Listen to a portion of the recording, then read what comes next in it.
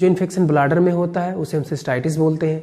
इसका जो सिम्टम्स है, यूरिन प्रेशर का काफ़ी हाई मालूम होना, बट जब यूरिन करने जाते हैं तो उसमें यूरिन का थोड़ा सा होना, पेशाब करते समय दर्द, यूरिन में ब्लड आना, लोअर एब्डोमेन में पेन। इस सिस्टाइटिस में होता है, यानी कि जब ये ब्लाडर में इन्फेक्शन होता है तो ये सारी प्रॉब्लम होती है। सेकंड, जब यूरेथ्रा में इन्फेक्शन होता है तब उसको हम यूरेथ्राइटिस बोलते हैं। नमस्कार, मैं डॉक्टर नरेंद्र, आप सबका आयुर्वेदिक उपचार चैनल पर स्वागत करता हूँ। फ्रेंड्स, आज हम बात करेंगे यूटीआई यानी यूरिनरी ट्रैक्ट इन्फेक्शन के बारे में। ये क्या होता है, ये क्यों होता है, किस कारण से होता है, इससे बचाव क्या क्या है, इसका ट्रीटमेंट क्या है, ये सारी बातें इस वीडियो में हम जानेंगे। तो अगर आप हमारे चैनल को पहली बार देख रहे हैं तो चैनल को सब्सक्राइब करें, बेल आइकन प्रेस करें ताकि आने वाली वीडियो का नोटिफिकेशन आपको मिलता रहे। तो चलिए वीडियो शुरू करते हैं।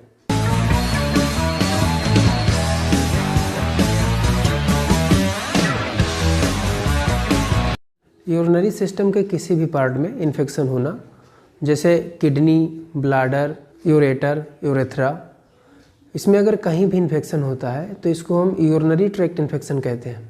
यूटीआई के मामले औरतों में अधिक पाए जाते हैं कंपैरिजन टू मेन। पुरुषों में ये प्रॉब्लम 10 में से 1 को होती है, जबकि औरतों में हर दूसरे औरत को ये दिक्कत होती रहती है। तो अब इसके लक्षण कौन कौन से हैं ये जान लेते हैं। पेशाब करते समय जलन, दर्द, पेशाब का फोर्स अधिक मालूम होना, पेशाब करने पर बहुत लो अमाउंट में पेशाब का होना, दर्द के साथ पेशाब का होना, पीठ में या लोअर एब्डोमेन में पेन होना, फीलिंग टायर्ड, फीवर और चिल, ये सिम्टम्स यूटीआई में अक्सर देखे जाते हैं। टाइप्स ऑफ यूटीआई, यह इन्फेक्शन यूरिनरी ट्रैक्ट के किसी भी पार्ट में हो सकता है and each part has a different name based on where it is. ये 3 स्टेज होता है इसका। पहला होता है सिस्टाइटिस, दूसरा होता है यूरेथ्राइटिस और तीसरा होता है पाइलोनेफ्राइटिस। जो इन्फेक्शन ब्लाडर में होता है उसे हम सिस्टाइटिस बोलते हैं। इसका जो सिम्टम्स है, यूरिन प्रेशर का काफ़ी हाई मालूम होना, बट जब यूरिन करने जाते हैं तो उसमें यूरिन का थोड़ा सा होना, पेशाब करते समय दर्द, यूरिन में ब्लड आना, लोअर एब्डोमेन में पेन। सिस्टाइटिस में होता है, यानी कि जब ये ब्लाडर में इन्फेक्शन होता है तो ये सारी प्रॉब्लम होती हैं। सेकंड, जब यूरेथ्रा में इन्फेक्शन होता है तब उसको हम यूरेथ्राइटिस बोलते हैं और इसके सिम्टम्स भी आप जान लीजिए। यूरिन करने पर बर्निंग सेंसेशन मालूम होना and discharge, it is the symptoms of urethritis. Next बात आती है पाइलोनेफ्राइटिस। पाइलोनेफ्राइटिस यानी कि जब ये फर्स्ट और सेकंड स्टेज में अगर हम ट्रीटमेंट नहीं करते हैं यूटीआई का तो ये इन्फेक्शन गुर्दे तक पहुंच जाता है, जिसे हम पाइलोनेफ्राइटिस बोलते हैं। ये मेनली किडनी में इन्फेक्ट करता है, किडनी को। तो इसके जो सिम्टम्स हैं इसमें फीवर और चिल्ड, अगर ये आपको मालूम हो रहे हो यूटीआई में, यानी कि जब आपको यूरिनरी ट्रैक्ट इन्फेक्शन है उस समय अगर आपको बुखार आ रहा है, जाड़ा लग रहा है, वोमिटिंग आ रही है, अपर बैक में पेन हो रहा है या साइड में पेन हो रहा है, then we can guess that is the pyelonephritis stage. और इस स्टेज में बहुत ही ज़रूरी हो जाता है ट्रीटमेंट करना। अगर हम समय पे ट्रीटमेंट नहीं करते हैं तो बहुत ही ज़्यादा प्रॉब्लम हो जाती है। तो अब बात करते हैं काजेज़ ऑफ यूटीआई, यानी कि इसमें जो कारण होते हैं कौन कौन से हैं, किन कारणों से होता है। तो यूटीआई का मेन रीज़न बैक्टीरिया होता है और इसमें जो बैक्टीरिया 90% रिस्पॉन्सिबल होता है वो है ई कोलाई बैक्टीरिया व्यक्ति के लार्ज इंटेस्टाइन में रहता है और स्टूल के माध्यम से जब वो बाहर आता है तो वह यूरेथ्रा में पहुंच सकता है और अगर पहुंच जाता है यूरेथ्रा में तो वो यूटीआई पैदा करता है। तो अगर किसी व्यक्ति को यूरिनरी ट्रैक्ट इन्फेक्शन है, अगर वो टेस्ट करवाना चाहता है तो उसमें यूरिन टेस्ट करा सकता है, अल्ट्रासाउंड करा सकता है, सिटी स्कैन। अब वो डिपेंड करता है कि उसको प्रॉब्लम किस प्रकार से है, कहाँ की है प्रॉब्लम, ठीक है। तो इसके बाद अब बात आती है अगर किसी व्यक्ति को बार बार ये संक्रमण हो रहा है तो इससे कैसे बचा जा सकता है। तो कुछ कारण हैं जिसे आपको हमेशा ध्यान रखना है। जैसे ब्लैडर आपको हमेशा खाली रखना है, यानी कि जब भी जरा सा भी अगर आपको यूरिन महसूस हो तो तुरंत जाकर आप यूरिन करें और ब्लैडर को अपने खाली करें। पानी की मात्रा अधिक से अधिक लें। अगर आप पानी की मात्रा का अधिक सेवन करेंगे तो बैक्टीरिया यूरिन के फोर्स से बाहर जा सकता है। नायलॉन के अंडर गारमेंट ना पहने क्योंकि ये मॉइस्चराइजर पैदा करता है, इसमें बैक्टीरिया आराम से बढ़ सकते हैं। हमेशा अंडर गारमेंट कॉटन के ही पहने। तो बात करते हैं यूटीआई के ट्रीटमेंट के बारे में। तो यूटीआई के ट्रीटमेंट में हम डिस्टोन कैप्सूल आता है, उसको ले सकते हैं 2-2 कैप्सूल सुबह शाम में, और साथ में नीरी सिरप आता है, इसे ले सकते हैं 15 ml सुबह शाम में। और डाइसोडियम हाइड्रोजन सिट्रेट सिरप आता है, इसको आप ले सकते हैं 15 ml सुबह, 15 ml दोपहर, 15 ml शाम को। 3 बार लेना है और इक्वल अमाउंट में वाटर के साथ में इसको आप ले सकते हैं।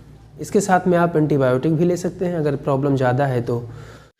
तुरंत लाभ के लिए चंद्रप्रभावटी 2-2 गोली सुबह शाम इसी के साथ में खाएं।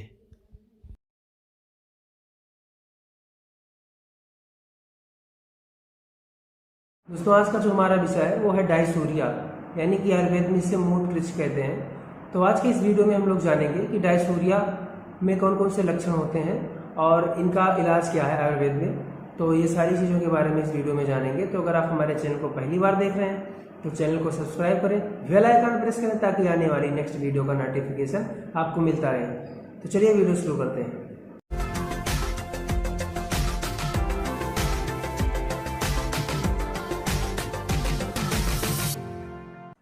तो फ्रेंड्स, डायसूरिया यानी कि मूत्रकृच्छ जो इस समय गर्मियों के मौसम में अधिकतर लोग इससे प्रभावित रहते हैं। डायसूरिया का जो लक्षण है उसमें व्यक्ति को बार बार यूरिन लगता है, यानी कि बार बार वो पेशाब जाता है, लेकिन पेशाब उसको होगा थोड़ा थोड़ा होगा और सही से नहीं हो पाता है खुल के, और जिससे उसको पेन भी होता है, बर्निंग भी होता है पेशाब करने में। अगर आप पानी कम पिएंगे तो आपको डायसूरिया होने के चांसेस अधिक रहेंगे। तो अगर आप पानी कम पीते हैं तो पानी ज़्यादा से ज़्यादा पीजिए, और अगर आप डायसूरिया से प्रभावित हैं तो उसके लिए मैं जो मेडिसिन बता रहा हूँ आप उसको यूज़ करिए और इससे आप बिल्कुल सही हो जाएंगे। Medicine for डायसूरिया। जिन लोगों को डायसूरिया की प्रॉब्लम है वो नीरी सिरप 3 ढक्कन 3 बार, यानी कि 15 ml सुबह, 15 ml दोपहर, 15 ml शाम को, इसके साथ में क्रिस्टोन कैप्सूल 2 गोली सुबह 2 शाम को, साथ ही में अल्कासाल सिरप मिल जाएगा आपको मेडिकल स्टोर पर, उसको लेना है।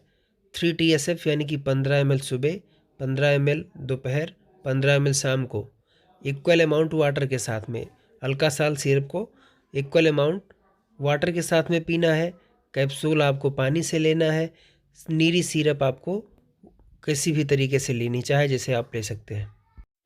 और अगर प्रॉब्लम बहुत ही ज़्यादा है तो आप इसके साथ में एक एंटीबायोटिक टैबलेट भी ले सकते हैं, और इन सारी दवाओं को आप लेंगे तो आपका डायसूरिया जल्दी ही सही हो जाएगा। किसी भी प्रकार की प्रॉब्लम होती है तो आप अपने डॉक्टर से संपर्क करें, और किसी भी प्रकार की दवाएं लेने से पहले आप हमसे संपर्क कर सकते हैं या अपने डॉक्टर से संपर्क कर सकते हैं। अगर इन दवाओं को लेने के बाद भी आपकी डायसूरिया नहीं सही हो रही है तो उसके लिए आप कुछ आयुर्वेदिक मेडिसिन है जो यूज कर सकते हैं। तो इनमें जो मेडिसिन आती है, मूत्रकृच्छांतक रस 250 mg, श्वेत तरपटी 500 mg, ये क्षार 2 ग्राम, ये सारी चीज़ें आपको मिक्स करनी है। इन सारी चीज़ों की 2 मात्रा बनानी है, यानी कि एक सुबह और एक शाम को आपको इसको लेना है। और इसी के साथ में गोक्षुराद गुग्गुलवटी चंद्रप्रभावटी 2 टैबलेट लेना है 3 बार आपको सुबह दोपहर शाम। और पुनर्नवारिष्ट 20 ml और साथ में 20 ml पानी मिलाकर इसको भी आपको सुबह शाम 2 बार पीना है। तो ये सारी चीज़ें लीजिए और जिससे आपका जो डायसूरिया है वो सही हो जाएगा। अगर आपको किडनी में स्टोन की प्रॉब्लम है तो भी कभी कभी डायसूरिया हो जाता है।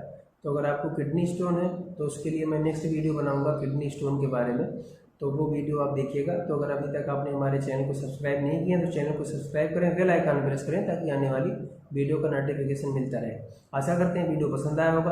अगर पसंद आया हो तो वीडियो को लाइक करें, और अगर वीडियो से जुड़ा कोई सवाल है तो आप हमें कमेंट करके पूछ सकते हैं। आप हमें ईमेल भी कर सकते हैं। हमारी मेल ID है ayurvedikupchar.charak@gmail.com। तो पानी ज़्यादा से ज़्यादा पीजिए और इन दवाओं को लीजिए, आपकी डायसूरिया जल्दी सही होगी।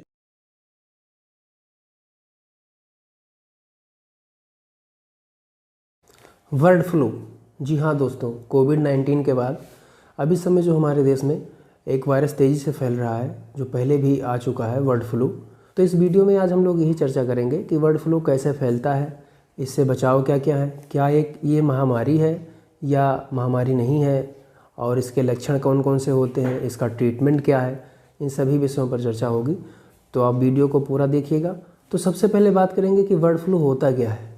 बर्ड फ्लू एक H5N1 नाम का वायरस है जिसे एवियन इन्फ्लुएंजा वायरस भी कहते हैं। ये वायरस जंगली पक्षियों से, खासतौर उन पक्षियों से जो पानी के आसपास रहते हैं या पानी में रहते हैं, उनसे अधिक फैलता है। कई पक्षियों में ये वायरस मौजूद तो होता है लेकिन वो बीमार नहीं होते हैं, और मल त्याग के साथ वो उस वायरस को अपने शरीर से बाहर निकाल देते हैं। क्योंकि पक्षी उड़ते समय मल त्याग करते हैं, इसलिए यह वायरस आसानी से दुनिया भर में फैल सकता है। इसलिए ये चिंता का विषय है, और इंसानों में भी इसका संक्रमण हो सकता है। जो भी जीव वायरस रहित मल के संपर्क में आएगा, जो भी पक्षी इन्फेक्टेड था उसने मल त्याग किया, उसके संपर्क में जो भी व्यक्ति आएगा, व्यक्ति हो, पशु हो, पक्षी हो, जो भी आएगा, तो वह इन्फेक्शन उस व्यक्ति को हो जाएगा। अच्छी बात यह है कि भारत में इंसानों में एक भी मामला बर्ड फ्लू का नहीं पाया गया है, लेकिन 2006 से 2015 तक कई राज्यों में पोल्ट्री में H5N1 बर्ड फ्लू के कई एपिसोड पाए गए हैं। और साथ में यह भी बता दें कि भारत में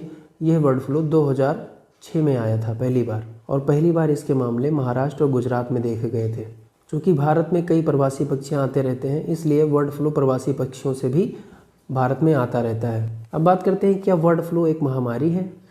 तो दोस्तों, एवियन इन्फ्लुएंजा जो होता है एक घातक वायरस है जो जानलेवा भी होता है, क्योंकि इस वायरस के द्वारा मृत्यु दर बहुत ही अधिक होती है। अगर 20 लोगों में इसका इन्फेक्शन होता है तो 20 लोगों में से सिर्फ 8 लोगों के बचने की ही संभावना होती है। इसलिए हम कह सकते हैं कि ये वायरस इंसानों के लिए बहुत ही ज़्यादा घातक साबित हो सकता है। अगर ये वायरस म्यूटेट हो जाए और कोरोना वायरस की तरीके से एक व्यक्ति से दूसरे व्यक्ति में फैलने लगे तो ये बहुत ही जल्दी महामारी का रूप ले लेगी, और ये महामारी कोरोना महामारी से भी ज़्यादा भयंकर होगी। पर अच्छी बात यह है क्योंकि ये वायरस आसानी से इंसानों में नहीं फैलता है। किसी भी संक्रमित पक्षी के संपर्क में आने पर ही उस इंसान में इसका संक्रमण होता है। अब बात करते हैं इनके लक्षणों में। तो बर्ड फ्लू का लक्षण और कोरोना वायरस के लक्षण लगभग एक ही होते हैं। इसमें जुखाम, सर्दी, गले में खराश, खांसी, मांसपेशियों में दर्द, सर में दर्द, बुखार, सांस लेने में दिक्कत, ये सारी जो है परेशानी होती है, और लगभग इसी तरीके की परेशानी कोविड में भी होती है। अब बात आती है कि इससे बचने का उपाय क्या है। तो फ्रेंड्स, इस समय ज़्यादा कुछ बताना तो है नहीं बचाव के लिए, क्योंकि कोरोना महामारी से हम लोग इस समय वैसे ही जूझ रहे हैं। तो जो सारे बचाव कोरोना महामारी के हैं वही सारे बचाव बर्ड फ्लू के भी होते हैं। यानी कि हम कह सकते हैं जो भी प्रिकॉशन कोविड-19 के लिए करते हैं सेम वही हम इसमें भी करेंगे। बहुत लोग बर्ड फ्लू का नाम सुनकर सोचते हैं कि चिकन और आमलेट खाने से बर्ड फ्लू भी फैल सकता है। तो फ्रेंड्स, बताना चाहेंगे कि चिकन या आमलेट अगर आप खाते हैं तो उससे बर्ड फ्लू नहीं फैलता है, यानी कि संभावना उससे नहीं है, क्योंकि ये जो वायरस है तो वो हाई टेम्परेचर पे मर जाता है, और हमारा जो चिकन होता है या आमलेट होता है ये हाई टेम्परेचर पे बनाए जाते हैं। इस वजह से जो भी वायरस होते हैं ये मर जाते हैं। अब बात करते हैं बर्ड फ्लू के इलाज के बारे में। तो फ्रेंड्स, इसका इलाज अभी तक केवल एंटीवायरल ड्रग्स देकर ही किया जाता है, कोई ख़ास इलाज इसका नहीं है अभी तक। इसलिए आप इससे बचें और अपने आप को सुरक्षित रखें। आप अपना इम्यूनिटी बढ़ाएं जिससे ये वायरस आप पे प्रभाव न डाल सके।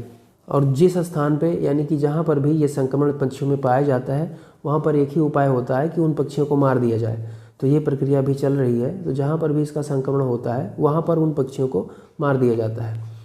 तो आशा करते हैं कि वीडियो आपको पसंद आया होगा। अगर वीडियो से जुड़ा कोई सवाल है तो आप हमसे संपर्क कर सकते हैं, हमें ईमेल कर सकते हैं। हमारी ईमेल आईडी है ayurvedicupchar.charak@gmail.com।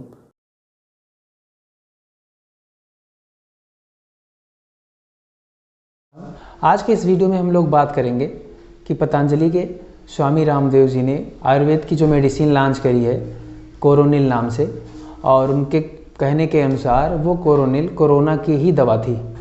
तो आज के इस वीडियो में हम लोग जानेंगे कि क्या कोरोनिल कोरोना के लिए ही है या फिर उसका कोई और काम है, या फिर जो मार्केट में अन्य दवाएं जो अवेलेबल है वो कोरोना में काम आएंगी या नहीं आएंगी, या कोरोनिल आएगा या नहीं आएगा। इन सारी चीज़ों पे एनालाइज होगा और इन सारी चीज़ों पे बातें होंगी। आप लोग फिर अपना मत रखिएगा। एक आयुर्वेदिक डॉक्टर होने के नाते मैं कोरोनिल के बारे में सारी चीज़ें स्पष्ट रूप से बताऊंगा, और बाकी अन्य मेडिसिन जो हैं उनके बारे में भी बताऊंगा। और उसके बाद फिर आपको तय करना रहेगा कि आपके लिए कोरोना के इलाज में कोरोनिल बेस्ट है या अन्य मार्केट में जो मेडिसिन अवेलेबल हैं वो। तो चलिए वीडियो शुरू करते हैं।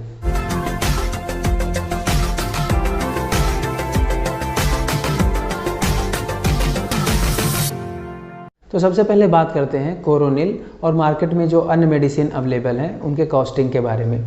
तो अगर कोरोनिल की बात करें तो कोरोनिल किट का जो प्राइस वैल्यू है वो लगभग 520 रुपये के है, और मार्केट में अन्य दवाएं जो दावा किया जा रहा है कि कोरोना के लिए हैं वो लगभग 300 से 350 रुपये टेबलेट, यानी कि अगर आप 10 टेबलेट लेंगे तो 3500 रुपये का आपको पड़ेगा 10 टेबलेट, जो कि आप 10 दिन खा सकते हैं। और कोरोनिल जो किट है तो अगर पर टेबलेट के हिसाब से अगर आप उसकी कॉस्टिंग देखेंगे तो बहुत ही चीप है। और रही रिजल्ट की बात, तो रिजल्ट जैसे कि स्वामी रामदेव जी ने बताया कि हमारी जो कोरोनिल है वो टेस्टेड है जो पैरामीटर होते हैं उन सारे पैरामीटरों पे हमने इसको टेस्ट किया है और ये सक्सेस हुआ है। जो पैरामीटर टेस्टिंग का उनका है वही पैरामीटर कोरोनिल का है। तो जिस प्रकार से उन लोगों ने अपना टेस्ट किया और बताया कि ये कोरोना के लिए है, as it is Baba Ramdev ji ने भी इसकी टेस्टिंग करवाई और फिर ये डिक्लेयर किया कि ये कोरोना के लिए है। विडंबना ये है कि जब मार्केट में अन्य मेडिसिन लॉन्च होती हैं और कहती हैं कि ये कोरोना के लिए है, तो उस पर कोई भी रिएक्शन नहीं होता है किसी भी पार्टी का, किसी भी व्यक्ति का। और जैसे ही बाबा जी कहते हैं कि ये कोरोनिल कोरोना के लिए है, तो बहुत सारे लोग आ जाते हैं उतर के सामने कि ये कैसे कह दिया, लूट रहे हैं। अच्छा, आप ये बताइए कि जो मार्केट में जिसकी वैल्यू कोरोनिल किट की 500 रुपये है वो लूट रहे हैं, या फिर जो 500 रुपये टेबलेट दे रहे हैं वो लूट रहे हैं? तो सबसे पहला पॉइंट आप ये माइंड में रखिएगा। उसके बाद बात आती है, जब मार्केट में कोरोनिल किट लॉन्च हुई और जब डिक्लेयर हुआ कि ये कोरोना के लिए है मेडिसिन और 99.9% ये कोरोना के लिए कारगर है, तो जो प्रतिक्रिया हुई राजनेताओं द्वारा और साथ ही में जब प्रेशर पड़ा तो आयुष मंत्रालय को भी इस दवा को रोकना पड़ा। साथ ही मैं आपको ये बता दूं कि हमारा ना कोई पर्सनल रिलेशन है बाबा जी से, ना हम उनसे कभी आज तक मिले हैं, लेकिन एक आयुर्वेदिक डॉक्टर होने के नाते हमारा जो फ़र्ज़ है कोरोनिल के बारे में जो जो चीज़ें उसमें हैं वो आप लोगों को बताएं और उसके बारे में जानकारी दें, ताकि आप लोग किसी भ्रम में ना रहें। तो जब आयुष मंत्रालय ने बाबा जी से जवाब मांगा तो उन्होंने सारी जानकारी दी। तो उनसे कहा गया ठीक है आप कोरोनिल मार्केट में दे सकते हैं, लेकिन क्योर शब्द का इस्तेमाल मत करिए। अगर आप इसको मार्केट में ले जाते हैं तो आपको बताना होगा कि ये केवल इम्यूनिटी बढ़ाने का काम करती है। तो ये उन पे रोक लगा दी गई। तो जिन लोगों को पता होगा कि इम्यूनिटी का काम क्या है, अगर आप लोग नहीं जानते हैं तो बता दें। जो बाहर के वायरस होते हैं, बैक्टीरिया होते हैं, उनसे हमारा इम्यून सिस्टम लड़ता है। अगर हमारी इम्यूनिटी मजबूत है, हमारा इम्यून सिस्टम मजबूत है, तो वायरस को हरा देता है, वायरस को मार देता है, बैक्टीरिया को हरा देता है, बैक्टीरिया को मार देता है। अब रही बात जब उन्होंने कहा कि इम्यून बूस्टर है, जब से कोरोना आया तब से आज तक WHO और सारी दुनिया यही कह रही है कि इसका अभी कोई इलाज नहीं है, केवल एक ही इलाज है, आप अपनी इम्यूनिटी को मजबूत करिए। तो भाई साहब मैं कह रहा हूँ इम्यूनिटी का काम ही है वायरस को मारना, तो आपकी इम्यूनिटी मजबूत हो जाए। चलिए मैं नहीं कह रहा हूँ कि आप कोरोनिल लीजिए, आप इम्यून बूस्टर की तरीके से ही ले लीजिए। इतने बड़े महामारी के समय में अगर आप कोरोनिल को इम्यूनिटी बूस्टर के लिए ही प्रयोग करेंगे तो भी उसका रिजल्ट जो मिलेगा आपको पॉजिटिव ही मिलेगा, उसमें ना कोई साइड इफ़ेक्ट है ना उसका कोई दुष्प्रभाव है। तो ये जो सारी चीज़ें हैं अगर आप समझेंगे तो आपको लगेगा कि कोरोनिल में कोई भी चालाकी नहीं करी गई है। अब भाई क्या चालाकी करें, कोरोनिल जब लॉन्च हुई तो उसमें डॉक्टर लगे होंगे, रिसर्चर लगे होंगे, लैब में काफ़ी दिन तक उस पर प्रैक्टिकल किया गया होगा, फिर पेशेंटों पे प्रैक्टिकल उसका हुआ होगा, उसके बाद फिर मार्केट पे लॉन्च हुआ। तो इसमें जाहिर सी बात है अगर इतना प्रोसेस होता है तो थोड़ा बहुत पैसे तो लगे ही होंगे। और जो मार्केट में एक इकोनॉमिकल प्राइस होती है 500 रुपये, वो कोई ज़्यादा नहीं है। जहाँ 500 रुपये की एक टेबलेट ले रहे हैं और उस 500 रुपये में आप कोरोनिल की पूरी किट ले सकते हैं। और जो अंग्रेज़ी दवा लॉन्च हुई कोरोना की, तो उसकी टेबलेट पर कॉस्टिंग मैंने बताया ही कि लगभग 350 से 400 रुपये जब पड़ा तो ना किसी के मुंह से आवाज़ कोई आई, ना किसी राजनेता ने सवाल उठाया, सब चुप रह गए। अब ऐसा आप लोग सोच सकते हैं कि ऐसा क्यों हुआ। जाहिर सी बात है कि अगर कोई भी कंपनी 500 रुपये की टेबलेट देती है और मार्केट में अगर वो कोरोना के इस महामारी के दौर में वो लॉन्च करेगी तो उसका प्रॉफिट रेशियो क्या होगा, और उस प्रॉफिट रेशियो से वो अपना डीलिंग करेगी। तो कोरोना के लिए जब मॉडर्न मेडिसिन लॉन्च होती है तो जिसकी प्राइस 350 से 400 के करीब रखी जाती है, तो जब उस पर कोई भी प्रतिक्रिया नहीं होती है तो मन में एक शंका पैदा होता है और ये शंका लाजमी भी है। और कोरोनिल पे इतने लोग आगे मीडिया पे, सोशल मीडिया पे, पूरा आयुष मंत्रालय से लेकर बिल्कुल हाहाकार सब होने लगा कि अरे ये कैसे हो गया भाई, बाबा जी ने आयुर्वेद से कैसे कोरोना को मात दे दी। लोग सोचे कि हम लोग इतने दिन से लगे हुए हैं और इतना मार्केट में अपना पैसा फंसा चुके हैं और हम लोग अभी तक नहीं ढूंढ पाए हैं दवा, और बाबा जी ने इतनी जल्दी लॉन्च कर दिया। तो ये सब पॉलिटिक्स ही थी और इस पॉलिटिक्स के वजह से कोरोनिल को रोका गया। लेकिन जब भाई देखिए, जिस चीज़ में वास्तविकता होगी, जिस चीज़ में सत्यता होगी, अगर उसे कोई रोकना चाहता है तो ज़्यादा दिन तक उसे रोक नहीं सकता है। हालांकि बाबा जी ने उसे कोरोनिल किट को लॉन्च किया और इस समय मार्केट में अवेलेबल है और लोग ले भी रहे हैं। तो जो जो चीज़ें कोरोनिल किट में हैं, तो अगर आप कोरोनिल किट का प्रयोग करते हैं, उसमें जो दवाएं हैं, जो मेडिसिन है, अगर आप उसका प्रयोग करते हैं तो आपकी इम्यूनिटी बूस्ट होगी, और इम्यूनिटी बूस्ट होगी तो जो भी वायरस होंगे, जो भी बैक्टीरिया होंगे आपके शरीर में, वो आपकी इम्यूनिटी ख़त्म करेगी। अब रही बात, देखिए मैं आपको एक एग्जांपल देता हूँ। अगर कोई बल्ब जल रहा है तो आप उसका श्रेय किसे देंगे? बल्ब को देंगे या जहाँ जो करंट आ रहा है, जो लाइट आ रही है उसे देंगे? जाहिर सी बात है जो करंट फ्लो है, जो उसमें जिसके वजह से करंट फ्लो हुआ है, वो रिस्पॉन्सिबल होगा उसके लिए। तो यही बात है, जब आप कोरोनिल का प्रयोग करेंगे उसके वजह से आपकी इम्यूनिटी बूस्ट होगी और उसी की वजह से कोरोना वायरस या अदर बैक्टीरिया जो हैं वो आपके मारे जाएंगे। तो कोरोनिल को हम क्या समझें? इम्यूनिटी बूस्टर समझें या कुछ भी नहीं समझें? चलिए एक उदाहरण से आपको समझाने की कोशिश करता हूँ। एक गांव के पास एक जंगल था। उस जंगल में कुछ लोग गए, उन्होंने देखा कि जंगल में शेर आ गया है।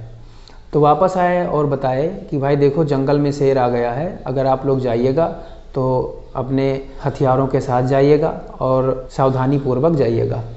तो कुछ लोग कहे नहीं, यहाँ कहाँ शेर आ सकता है, यहाँ तो कोई हो ही नहीं सकता, शेर कैसे आ सकता है। तो चलिए अब यहाँ दो बातें उठती हैं। एक लोग मान रहे हैं कि शेर आया, दूसरे लोग मान रहे हैं कि शेर नहीं आया। और जो मान रहे हैं कि शेर आया, वो लोग जब जाएंगे तो पूरी तैयारी के साथ जाएंगे, अपने हथियार के साथ जाएंगे। जो लोग मान रहे हैं कि शेर नहीं आया, और वो लोग जाएंगे बिना तैयारी के। अब आप समझिए कि किसका फ़ायदा होगा? जो लोग शेर मान कर गए हैं कि जंगल में शेर है उनका फ़ायदा होगा, या जो लोग मान रहे हैं कि जंगल में शेर नहीं है उनका फ़ायदा होगा? भाई जाहिर सी बात है, जंगल में अगर शेर नहीं है और हम मान रहे हैं कि जंगल में शेर है तो हम अपने हथियार के साथ जाएंगे। अगर शेर आता भी है तो उससे बच जाएंगे, तो इसमें हमारा कोई घाटा नहीं हुआ। लेकिन जो लोग मान रहे हैं कि शेर नहीं है, अगर वो लोग गए और शेर निकल आया तो फिर क्या होगा? मारे जाएंगे। तो यही बात है कि अगर आप कोरोनिल किट का प्रयोग करते हैं तो आपको मानना है या नहीं मानना है, अब ये आपके ऊपर है भाई। अगर आप मानते हो तो अच्छी बात है, नहीं मानते हो तो भी अच्छी बात है, उसमें हम कुछ कर नहीं सकते हैं। हमारा जो काम था बताना, वो सारी चीज़ें मैंने आपको बताई। और जो जो चीज़ें कोरोनिल में बताई गई हैं, जो जो आयुर्वेदिक औषधियाँ इसमें प्रयोग करी गई हैं, वो भी एक्सट्रैक्ट रूप में प्रयोग की गई हैं। और अगर आप मॉडर्न मेडिसिन लेते हैं और अगर कोरोना उससे नहीं ठीक होता है तो आप जानते हैं मॉडर्न मेडिसिन के साइड इफ़ेक्ट भी होंगे। तो कुल मिलाकर जब इतनी तेज़ी से कोरोना फैल रहा है और हमारे पास ना कोई मेडिसिन है, अगर माने तो मेडिसिन है वो भी आयुर्वेदिक मेडिसिन है, मॉडर्न में तो अभी तक ना कोई वैक्सीन बनी है। दावा तो बहुत किया जा रहा है कि काफ़ी सारी मेडिसिन आई हैं, वैक्सीन आई हैं, लेकिन कोई भी WHO ने अभी तक आधिकारिक रूप से पुष्टि नहीं करी है कि कोई भी वैक्सीन या कोई भी मेडिसिन कोरोना के लिए है। तो जब तक नहीं कोई मेडिसिन आती है तो भाई आपको लेने में क्या हर्ज है? आप आराम से कोरोनिल लीजिए, आप अपना इम्यून बूस्ट करिए, इम्यून बूस्टर के हिसाब से लीजिए। तो कोरोनिल का प्रयोग आप लोग कर सकते हैं, कोरोना के मेडिसिन के हिसाब से ना करें, इम्यूनिटी बूस्टर के हिसाब से करें तो भी कोरोना में ही वो लाभ करेगी।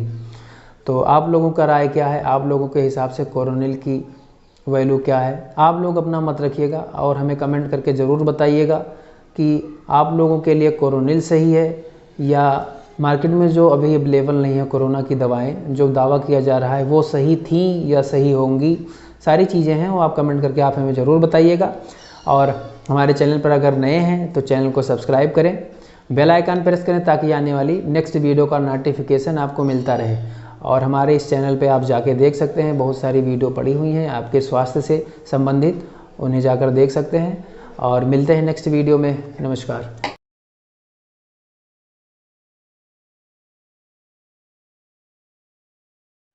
अगर आपको हाइपोटेंशन यानी लो ब्लड प्रेशर की समस्या है और आप इस वीडियो को पूरा देखेंगे तो इसमें मैं कुछ आयुर्वेदिक मेडिसिन के साथ साथ होम रेमेडीज़ यानी कि कुछ घरेलू नुस्खे बताऊंगा, और अगर उसका आप प्रयोग करेंगे तो आपका हाइपोटेंशन यानी कि लो ब्लड प्रेशर एकदम सही हो जाएगा। नमस्कार, मैं डॉक्टर नरेंद्र आप सबका आयुर्वेदिक उपचार चैनल पर स्वागत करता हूँ। तो चलिए वीडियो शुरू करते हैं।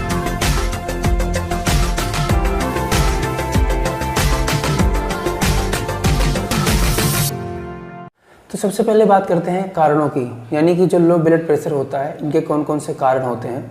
तो सबसे पहले जो सामान्य कारण होते हैं उनमें भोजन ठीक से ना करना, डाइजेशन खराब होना, और जो अधिक उम्र वाले लोग हैं यानी कि बुढ़ापे में भी ब्लड प्रेशर लो हो जाता है। और अगर कोई व्यक्ति किसी चीज़ को लेकर निराश है, हताश है, तो भी उसका ब्लड प्रेशर लो हो जाता है। और अगर बात करें अन्य कारणों की, तो उनमें अगर लेडीज़ है तो उनमें अगर प्रेगनेंसी है तो प्रेगनेंसी के दौरान भी ब्लड प्रेशर उनका लो होता है। और जिन लोगों को हार्ट की समस्या रहती है, यानी कि जिनके वाल्व में कोई प्रॉब्लम है या हार्ट फेलियर जैसी कोई प्रॉब्लम है, तो उनमें भी लो ब्लड प्रेशर की समस्या हो सकती है। और ये सारी समस्या आप तभी जान सकते हैं जब आपकी ECG हो, या तो आप पहले करवाएं हैं या आपका पहले से ECG हो चुका है और ये प्रॉब्लम है तो BP आपकी लो रह सकती है। और अगर आपने ECG नहीं करवाया है तो इन समस्याओं को आप वैसे नहीं जान पाएंगे। और अगर आपके बॉडी में विटामिन्स, आयरन और फोलेट की भी अगर कमी होगी तो भी आपका ब्लड प्रेशर लो रहेगा। तो ये तो हुए किन कारणों से ब्लड प्रेशर लो हो सकते हैं या सामान्य कारण जो होते हैं उनमें क्या है। इसके बाद बात आती है कि अगर आपका ब्लड प्रेशर लो है तो आप कैसे पहचान सकते हैं, यानी कि लक्षणों के बारे में। तो अगर हम लक्षणों की बात करें तो इनके जो कुछ कॉमन लक्षण होते हैं उनमें चक्कर आना, प्यास लगना, आँखों से धुंधला दिखाई देना, थकान का ज़्यादा महसूस होना, कंसंट्रेशन का सही ना होना, तो ये सारे सिम्टम्स हो सकते हैं अगर आपका ब्लड प्रेशर लो है तो। अगर आपको इस प्रकार की कुछ समस्या है तो आप एक बार अपना BP यानी कि ब्लड प्रेशर आप चेक करवा के देख सकते हैं। अगर आपने ब्लड प्रेशर चेक करवाया है, आपका ब्लड प्रेशर लो है, तो आपको मैं कुछ होम रेमेडी यानी कि कुछ घरेलू नुस्खे बता रहा हूँ जिसका प्रयोग आप घर पे ही कर सकते हैं। उनमें मेथी 10 से 12 ग्राम लीजिए और मेथी को उबाल कर यानी कि काढ़ा उसका बनाना है। काढ़ा बनाने के बाद छान कर उसमें 1 चम्मच शहद मिलाकर आपको इसको चाय के तरीके से पीना है, और ये तो कर सकते हैं। और अगर आपको प्यास अधिक लगती है तो जब पानी पिएं तो पानी में चुटकी भर नमक और चीनी डालकर मिक्स करके उसी का घोल पिएं। दिल की बीमारियों में लहसुन का बहुत ही महत्व है। तो अगर आपका BP लो है तो लहसुन के 2-3 कली को दांत से कूचकर यानी कि चबाकर उसको खाएं, रोज़ इसको खाना है। तो ये तो हुई बात घरेलू नुस्खे की जो आप घर पे प्रयोग कर सकते हैं। और साथ ही में जो आयुर्वेदिक औषधियाँ आपको लेनी है अगर आपका ब्लड प्रेशर लो रहता है बराबर तो उन औषधियों में रस सिंदूर 125 mg, लौह भस्म 125 mg, शुद्ध कुचला चूर्ण 125 mg, शुद्ध शिलाजीत 250 mg, इन सारी औषधियों को अच्छे से मिक्स करके सुबह और शाम 2 डोज में इसको लेना है। शहद के साथ आप इसको लीजिए और ये मेडिसिन आप कंटिन्यू लेते रहिए जब तक आपका ब्लड प्रेशर नॉर्मल ना हो जाए। तो अगर आप इन औषधियों को लेंगे, मैंने जो होम रेमेडीज यानी कि घरेलू नुस्खे में बताया है उसको आप लेते हैं, तो धीरे धीरे आप देखेंगे कि आपका जो ब्लड प्रेशर लो है ये आपका नॉर्मल हो जाएगा। और जैसा आप लोग जानते हैं अगर आपका ब्लड प्रेशर हाई है तो उनमें कुछ मॉडर्न मेडिसिन जो आती हैं, कई मेडिसिन आती हैं जिनसे आपका हाई ब्लड प्रेशर आसानी से लो हो सकता है। लेकिन अगर आपका ब्लड प्रेशर लो है तो उनमें काफ़ी प्रॉब्लम होती है। लो ब्लड प्रेशर की बहुत ही कम मेडिसिन है मॉडर्न मेडिसिन में जो आप प्रयोग कर सकते हैं। तो आयुर्वेदिक मेडिसिन आप लीजिए और होम रेमेडीज़ में जो मैंने बताया उसका प्रयोग करें, तो आपकी BP यानी कि ब्लड प्रेशर आपका जो लो है वो धीरे धीरे सामान्य लेवल में, एक नॉर्मल लेवल में आ जाएगा और आपकी जो हाइपोटेंशन की समस्या है वो एकदम ख़त्म हो जाएगी। साथ ही में अगर ब्लड प्रेशर भी हाई रहता है आपका तो उसके लिए मैंने दूसरी एक वीडियो बनाई है जिसका लिंक डिस्क्रिप्शन में आपको मिल जाएगा, उसे जाकर भी आप देख सकते हैं। साथ ही में leucorrhoea problem, kidney stone problem, hair problem, इन सारी वीडियो का लिंक आपको डिस्क्रिप्शन में मिल जाएगा। आप वहाँ से जाकर अगर आपको कोई समस्या है इनमें से तो वो भी जाकर देख सकते हैं। तो अब बात करते हैं अगर आपका ब्लड प्रेशर लो रहता है, आपको हाइपोटेंशन की समस्या है, तो हमने कौन सी चीज़ें खानी है। तो उसमें आप सुबह नाश्ते में अंकुरित अनाज का सेवन करें, खाने में हरी सब्जियां और साथ में सलाद और दही जिसका मक्खन निकाला गया हो उसका सेवन करें। दही आपको शाम को नहीं खाना है, दोपहर के खाने में आप खा सकते हैं। सलाद में प्याज और चुकंदर ज़रूर होना चाहिए। और अगर आप लोग कर पाएँ तो डेली अनार का जूस 1 गिलास कम से कम डेली पीजिए। तो ये चीज़ हुई खाने की बात। तो इनमें आप जो मैंने बताया है उन औषधियों का प्रयोग करें। ये खाने में जो मैंने चीज़ें बताया है इन्हें आप खाइए। और नमक का भी आप इस्तेमाल थोड़ा ज़्यादा कर सकते हैं अगर आपकी BP लो रहती है। तो अगर आप हमारे चैनल को पहली बार देख रहे हो तो चैनल को सब्सक्राइब करें। आशा करते हैं वीडियो पसंद आया होगा, और अगर पसंद आया हो वीडियो तो वीडियो को लाइक करें। और मिलते हैं नेक्स्ट वीडियो में। आप लोग स्वस्थ रहें, मस्त रहें। नमस्कार।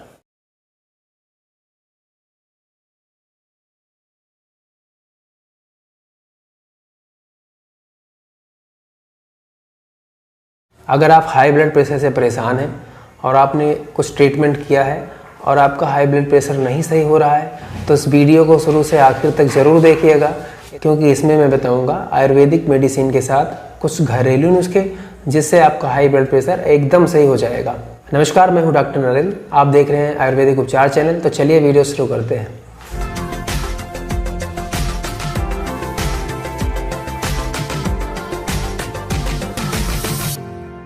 तो हाई ब्लड प्रेशर क्यों होता है? इसका जो कॉमन फैक्टर है वो है आपकी डाइट, यानी कि आपका खान पान। अगर आप अपने खाने में नमक का अधिक सेवन करेंगे, फैटी चीज़ों का अधिक सेवन करेंगे, तो आप हाई ब्लड प्रेशर से प्रभावित हो सकते हैं। ब्लड प्रेशर का जो नॉर्मल रीडिंग होता है वो नॉर्मल रीडिंग 18 वर्ष का अगर व्यक्ति है, यानी 18 वर्ष का अगर कोई है, तो उसकी जो नॉर्मल रीडिंग होनी चाहिए 120/80 होनी चाहिए। ये नॉर्मल रीडिंग है 18 वर्ष के लिए। और अगर ये 120/80 से ये वैल्यू बढ़ जाती है तो यानी कि आपका ब्लड प्रेशर हाई हुआ है। ये रीडिंग 18 साल के उम्र के लिए है। हर उम्र के लिए ये रीडिंग अलग होती है। 25 से 55 साल के उम्र में अगर ब्लड प्रेशर की रीडिंग लेनी होगी तो उसका जो नॉर्मल वैल्यू होगा 122/80 से लेकर 128/85। 1-2 पॉइंट अगर कम ज़्यादा होता है तो उससे कोई प्रॉब्लम नहीं है। लेकिन अगर आपकी बीपी ज़्यादा फ्लैक्चुएट कर रही है तो उसमें आपको ट्रीटमेंट लेने की आवश्यकता है। और जो लोग 55 साल से लेकर और अधिक उम्र के हैं तो उनका जो नॉर्मल वैल्यू होगा बीपी का 133/88 से 140/88 तक माना जाएगा। जैसे 55 साल के हैं तो 133/88 होना चाहिए। 10-12 पॉइंट अगर बढ़ा है तो यानी कि अगर आप 55 साल के हैं तो आपका कुछ बीपी हाई है। लेकिन अगर आप 60 साल के हैं तो जैसे जैसे आपकी उम्र बढ़ती जाएगी तो थोड़ी थोड़ी रीडिंग भी बढ़ती जाएगी। 55 साल से ऊपर के जो व्यक्ति हैं तो 135/88 से 140/88 तक अगर रीडिंग है बीपी की तो उनकी नॉर्मल मानी जाएगी। तो अगर आप में से किसी का ब्लड प्रेशर का जो नॉर्मल रीडिंग है अगर उससे बढ़ा हुआ है तो यानी कि आपका ब्लड प्रेशर हाई है। किसी भी व्यक्ति का नॉर्मल वैल्यू से ब्लड प्रेशर अगर बढ़ा हुआ है तो सबसे पहले आपको अपनी डाइट कंट्रोल करनी है। आपको अपनी डाइट पे ध्यान देना है। डाइट में जैसा मैंने बताया है, हाई साल्ट वाली चीज़ें नहीं खानी है, ऑयली चीज़ें, फैटी चीज़ें नहीं खानी है। और जिन लोगों का ब्लड प्रेशर नॉर्मल है, इन फ्यूचर अगर वो चाहते हैं कि नॉर्मल बना रहें तो अपनी डाइट सही रखें। हाई साल्ट का प्रयोग मत करें, फैटी चीज़ें थोड़ा कम खाएं। और अगर ऐसा करेंगे तो ब्लड प्रेशर बढ़ने के चांसेस जिनका नॉर्मल है उनका कम रहता है। तो ये तो सामान्य कारण थे हाई ब्लड प्रेशर के।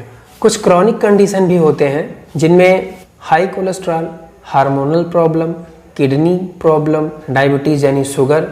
तो अगर आप इन रोगों से प्रभावित हैं तो भी आपका ब्लड प्रेशर हाई होगा। और जो सबसे खास बात, जिन लोगों का क्रॉनिक कंडीशन नहीं है, अगर उनका ब्लड प्रेशर हाई होता है तो या तो वो हमेशा किसी ना किसी प्रकार के टेंशन में रहते हैं या फिर अधिक मेहनत वाला यानी परिश्रम वाला कोई काम करते हैं, शराब और धूम्रपान का सेवन अधिक करते हैं, और जैसा कि पहले बताया खाने में नमक और फैटी चीज़ों का सेवन ज़्यादा करते हैं। तो जो लोग ऐसा करते हैं और क्रॉनिक कंडीशन नहीं है उनकी, तो इन कारणों से उनका ब्लड प्रेशर हाई होता है। तो आप इन चीज़ों का सेवन कम करें और धीरे धीरे छोड़ दें, जिससे आपका ब्लड प्रेशर धीरे धीरे नॉर्मल हो जाएगा बिना किसी भी मेडिसिन के। तो किसी को कैसे पता चले कि उसका ब्लड प्रेशर नॉर्मल है या हाई है? तो इसके जो है कोई सिम्टम्स नहीं होते हैं, यानी कि इसके कोई खास लक्षण नहीं होते हैं। लेकिन जो एनालिसिस है और पेशेंटों में जो देखा गया है, जो आते हैं जिनका ब्लड प्रेशर बढ़ा हुआ होता है तो उनके जो कॉमन प्रॉब्लम होते हैं उनमें बेचैनी, नींद ना आना, घबराहट, सर दर्द, धड़कन का बढ़ जाना, ये सारी प्रॉब्लम होती रहती है। तो अगर कुछ ऐसा है तो आप अपना एक बार ब्लड प्रेशर चेक करवा के देख लीजिए कि आपका ब्लड प्रेशर कहीं बढ़ा तो नहीं हुआ है। अगर आपका ब्लड प्रेशर बढ़ा नहीं है तो अन्य कारण भी हो सकते हैं इन चीज़ों के। तो ये तो हुआ लक्षण। अब बात कर लेते हैं कि घरेलू नुस्खे, यानी कि सबसे पहले अगर जिन लोगों को ब्लड प्रेशर की प्रॉब्लम रहती है तो जो घरेलू नुस्खा बता रहा हूँ इसको आप हमेशा यूज़ करिए तो आपका ब्लड प्रेशर नॉर्मल बना रहेगा। तो घरेलू नुस्खे में सुबह आप उठें, खाली पेट गुनगुने पानी में नींबू का रस और 1 चम्मच शहद डालकर खाली पेट इसे पीजिए। इससे आपका ब्लड प्रेशर नॉर्मल होता है और साथ में जो एक्स्ट्रा फैट जमा होता है वो भी इससे कम होता है। दूसरी चीज़, नीम की कोमल पत्ती चबाएं या फिर उसका जूस निकालकर आप उसको पिएं। इसके बाद तीसरी चीज़, कच्चे लहसुन की कली ले लीजिए 2 या 3, उसको पीसकर आप सुबह उसको चाटें। और तीसरी चीज़ जो कर सकते हैं, सौंफ, जीरा, मिश्री, इन तीनों चीज़ों को बराबर मात्रा में लीजिए और इसे पीसकर चूर्ण बना लीजिए। 1 चम्मच सुबह, 1 चम्मच शाम को पानी से इसको आपको लेना है। तो ये सारी चीज़ें घरेलू नुस्खे का जो मैंने बताया है ये आपके घर में मिल जाएंगी। इसका प्रयोग करें और ब्लड प्रेशर आप अपना चेकअप करवाते रहें। अगर इस नहीं नॉर्मल हो रहा है तो जो मैं मेडिसिन बता रहा हूँ उसको लीजिए। उसमें सर्पगंधानन बटी, रसराज रस, चंद्रकला रस, ये तीनों में से 2 टैबलेट आपको लेना है सुबह, दोपहर, शाम। अगर आपका ब्लड प्रेशर ज़्यादा हाई है तो, अगर आपका ब्लड प्रेशर ज़्यादा नहीं बढ़ा हुआ है, थोड़ा ही बढ़ा हुआ 10-12 पॉइंट, तो एक गोली लेना है सुबह, दोपहर, शाम। साथ ही में अर्जुनारिष्ट लेना है, इसको 20 ml लेना है सुबह और शाम। 20 ml अर्जुनारिष्ट, 20 ml पानी मिलाकर सुबह शाम इसको लीजिए। और इसी के साथ में श्वेत परपटी 250 mg सुबह शाम। इन सारी दवाओं को लीजिए और सुबह 40 से 50 मिनट तक एक्सरसाइज करें। उसके बाद प्राणायाम, योगाभ्यास करें, और अगर आप ऐसा करते हैं तो आपका ब्लड प्रेशर बहुत ही जल्दी नॉर्मल होगा। तो परहेज़ क्या करना है, यानी किन चीज़ों को नहीं खाना है आपको, उसको मैंने वीडियो में पहले बता ही दिया है। और हमारी जो वीडियो के लिंक हैं, जैसे कि लिकोरिया का ट्रीटमेंट और डायसूरिया, यानी जिनको पेशाब रुक रुक कर होता है, जिनके बाल झड़ते हैं, और ये सारी जो वीडियो है ये मैंने पहले से बना रखी हैं। आप जाकर डिस्क्रिप्शन में लिंक मिल जाएगा, उसको जाकर देख सकते हैं। इस वीडियो से जुड़ा अगर कोई आपके पास सवाल है तो आप हमें कमेंट करके पूछ सकते हैं। आप हमें ईमेल भी कर सकते हैं। हमारी मेल आईडी है ayurvedikupchar.charak@gmail.com। आशा करते हैं आपको वीडियो पसंद आया होगा। अगर पसंद आया हो तो वीडियो को लाइक करें। अगर आपने चैनल को अभी तक सब्सक्राइब नहीं किया है और हमारे चैनल को पहली बार देख रहे हैं तो चैनल को सब्सक्राइब करें। बेल आइकन प्रेस करना मत भूलिएगा, यानी घंटी बजा दीजिएगा, जिससे आने वाली वीडियो का नोटिफिकेशन आपको मिलता रहे। तो मिलते हैं नेक्स्ट वीडियो में। आप लोग मस्त रहें, स्वस्थ रहें। नमस्कार।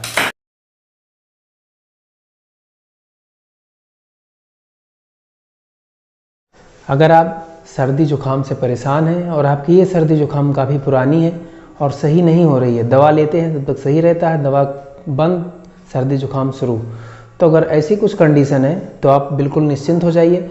वीडियो को शुरू से आखिर तक पूरा देखिएगा और वीडियो में बताई हुई बातों पर अमल करिएगा, तो आपकी सर्दी जुकाम जड़ से ख़त्म हो जाएगी।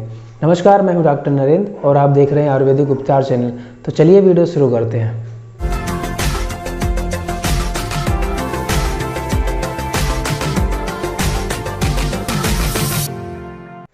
तो सबसे पहले जानते हैं सर्दी जुकाम होने के रीज़न क्या हैं और किस लिए होता है। तो इसमें सबसे पहले जो मेन रीज़न होता है कॉमन कोल्ड का, तो कॉमन कोल्ड एक वायरस से होता है और जो इसमें रिस्पॉन्सिबल वायरस होता है उसका नाम रीनो वायरस है। वायरस के नाम से आप लोग बिल्कुल परेशान मत होइए। ये वायरस कोरोना जैसा नहीं है, हालांकि कोरोना भी एक वायरस ही है, लेकिन इससे बिल्कुल कोरोना जैसा ये नहीं है। ये वायरस आसानी से आपके प्रतिरक्षा तंत्र के द्वारा ख़त्म कर दिया जाता है अगर आपका इम्यून सिस्टम वीक नहीं है तो। अगर आप इम्यून सिस्टम आपका एकदम वीक है, आपको कोई बीमारी है एड्स जैसी, तो उसमें छोटी छोटी बीमारियां भी जल्दी नहीं सही होती हैं, तो उसमें नहीं कहा जा सकता है। और बाकी अगर कुछ ऐसी बीमारी आप नहीं है आपके पास, तो ये वायरस आसानी से ख़त्म हो जाता है अपने आप। और कभी कभी जब किसी का स्नोफिल बढ़ जाता है या फिर वायरल इन्फेक्शन होता है तो उसके वजह से भी सर्दी जुकाम आदि चीज़ें उन्हें हो जाती हैं। और अगर ये आपको है और नहीं सही हो रही है तो इसमें सबसे पहले मैं कुछ होम रेमेडीज़ बता रहा हूँ, इसको आप प्रयोग करिएगा। तो जो घरेलू नुस्खे में आप प्रयोग कर सकते हैं, अगर कर पाएँ तो जब भी आप पानी पिएं तो पानी गर्म करके पिएं। तो गर्म पानी पीने से सर्दी जुकाम में तो इसका लाभ होता ही है, साथ ही साथ अनेक बीमारियों में इससे फ़ायदा होता है। तो पहली चीज़ तो ही हुई। और दूसरी चीज़ जो आप कर सकते हैं, अगर आपके गले में खिचखिच हो गई है तो गर्म पानी में 1 चुटकी नमक डालकर आप इसका गलारा कर सकते हैं। दिन में 4 से 5 बार करेंगे तो उससे राहत मिलेगी। और अदरक के छोटे टुकड़े को लेकर मुख में रखकर 4 से 5 बार दिन भर में चूसते रहें, इससे भी आपके गले में जो खिचखिच है उससे राहत मिलेगी। और जो दूसरी चीज़ आपको करनी है उसमें पुदीने की पत्ती, काली मिर्च, सेंधा नमक 1 चुटकी, लौंग, इलायची, तुलसी की पत्ती, अदरक, इन सारी चीज़ों को आपको कूटकर और काढ़ा बनाना है। काढ़े बनाने समय ये ध्यान रखना है कि जब आप काढ़ा बनाइए तो जितना पानी लीजिए, जब उसका 1/4 यानी कि 1/4 बचे तभी आपको उसे उतार कर और हल्का गर्म ही सेवन करना है, तभी आपको काढ़े का पूरा लाभ मिल पाएगा। तो ये सारी चीज़ें आप घर पर आसानी से कर सकते हैं, इसको आप करिए। इसके बाद जो मेडिसिन लेनी है, आयुर्वेदिक मेडिसिन जो लेनी है उसको मैं बता रहा हूँ। इसमें श्वास कुठार रस 1 ग्राम, त्रिभुवन कीर्ति रस 2 ग्राम, लक्ष्मी विलास रस 2 ग्राम, श्रृंग भस्म 2 ग्राम, गोदांती भस्म 5 ग्राम, इन सभी औषधियों को खरल में खूब अच्छी तरीके से पीस करके, और 8 खुराक बनानी है, और 1 पुड़िया सुबह 1 पुड़िया शाम को शहद और अदरक के जूस के साथ में मिलाकर इसका सेवन करना है। इसका कंटिन्यू आप सेवन करिए। 8 से 10 दिन में आपकी सर्दी जो है सही होने लगेगी, और जब तक आपकी सर्दी और जुकाम पूर्णतया सही नहीं हो जाती है तब तक आप इसका सेवन करेंगे। और एक बार इन दवाओं से अगर आपका सर्दी जुकाम सही हो जाता है तो दोबारा होने के चांसेस बहुत ही कम रहते हैं अगर आप अपथ्य का सेवन नहीं करते हैं। अपथ्य के सेवन में जैसे बारिश में नहाना, फ्रिज का ठंडा पानी पीना, आइसक्रीम खाना, ये सारी चीज़ें अगर आप अवॉइड करते हैं तो आपका जो सर्दी जुकाम है दोबारा होने के चांसेस बहुत ही रेयर होते हैं। तो इन सारी चीज़ों को लीजिए और आप अपनी इम्यूनिटी पर ख़ास ख्याल रखिए। जितनी ज़्यादा आपकी इम्यूनिटी पावरफुल होगी तो बीमारियां आपसे उतनी ही दूर रहेंगी। तो मैंने एक ब्रीफिंग में एक वीडियो बनाई है, उसका लिंक आपको डिस्क्रिप्शन में मिल जाएगा, आप चाहें तो देख सकते हैं। साथ ही में मैंने किडनी स्टोन, ल्यूकोरिया प्रॉब्लम और hair loss problem, high BP problem, इन सारी चीज़ों पर वीडियो है, तो सभी की लिंक डिस्क्रिप्शन में है, आप जाकर देख सकते हैं। तो आप अपथ्य का सेवन ना करें, होम रेमेडीज जो मैंने बताया इसका प्रयोग करें, साथ ही में इस मेडिसिन का प्रयोग करें। और अगर आप हमारे चैनल को पहली बार देख रहे हैं तो चैनल को सब्सक्राइब करना ना भूलें, बेल आइकन प्रेस करें ताकि आने वाली नेक्स्ट वीडियो का नोटिफिकेशन आपको मिलता रहे। तो अगर वीडियो से जुड़ा कोई सवाल है तो आप हमें कमेंट करके पूछ सकते हैं, आप हमें ईमेल भी कर सकते हैं। हमारी ईमेल आईडी है ayurvedicupchar.charak@gmail.com। आशा करते हैं आपको वीडियो पसंद आया होगा। अगर पसंद आया हो तो वीडियो को शेयर करना ना भूलें। मिलते हैं नेक्स्ट वीडियो में। नमस्कार।